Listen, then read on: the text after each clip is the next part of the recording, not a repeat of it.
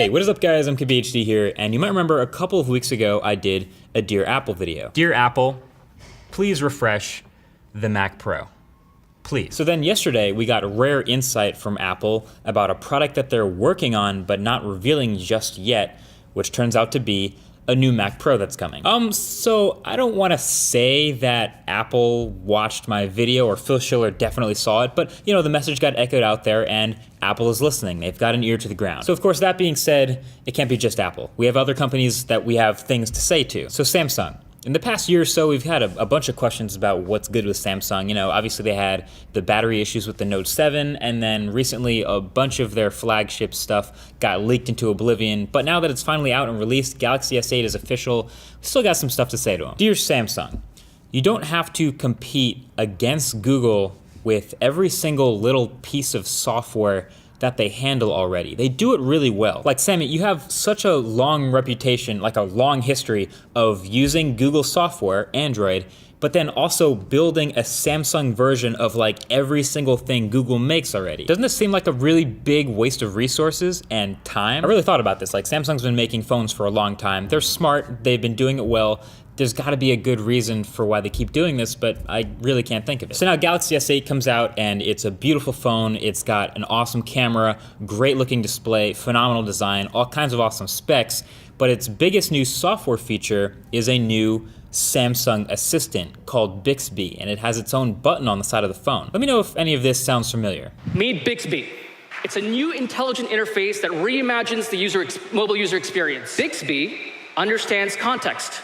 It knows what's happening on your screen. But Bixby also learns and adapts to your routine to anticipate what you need. When you swipe to the right on the home screen, Bixby takes you to a contextual, personalized page that shows you the information you use from the apps you'd use in one convenient place. You'll see a series of cards for native apps like email and gallery, and third-party apps like Facebook and Uber. And Bixby will organize these cards based on where you are and what time it is. In the morning, you might see news and weather, and at night, your alarm and step count. And the more you use it, the more it learns.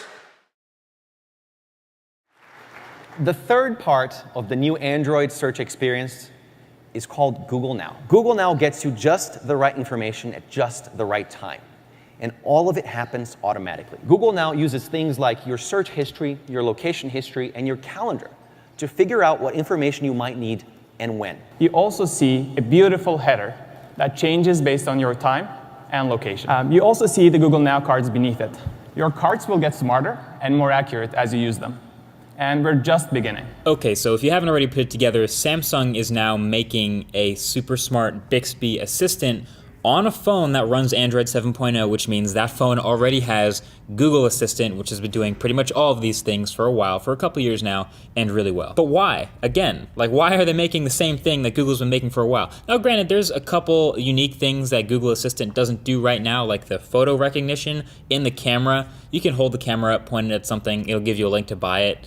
If you point it at a banana, it'll give you a link to buy a banana, whatever. I guess that's kind of cool. But overall, it just seems like an unnecessary amount of effort basically copying something that Google's already done. Competition is good, but not when you're just copying something and the product's already free. Maybe let us remap the Bixby button to the Google Assistant if we want. Or let us link it to any app. I'm not asking for a Google Play edition or anything. I know that's not gonna happen, but like it would be actually a legitimate feature if you had a custom button on the side of the phone, kind of like you did on that Galaxy S7 Active where we could link it to any app we want. That would be a legit awesome feature. Dear Samsung, your first party cases for your phones need work. The Galaxy S8, like I've said, is a beautiful phone, but with that huge, great display and really thin bezels on the top and bottom and sides, we obviously know this phone is going to be a bit more breakable and susceptible to damage if it drops. They know that, they've tested the phone themselves. It's kind of funny that you can drop your phone in a pool and it's cool, but if you drop your phone next to the pool, not so good. Anyway, when there's people that get this phone, there's gonna be two types of people. One is like me, less common, but I won't put a case on it because it's too beautiful.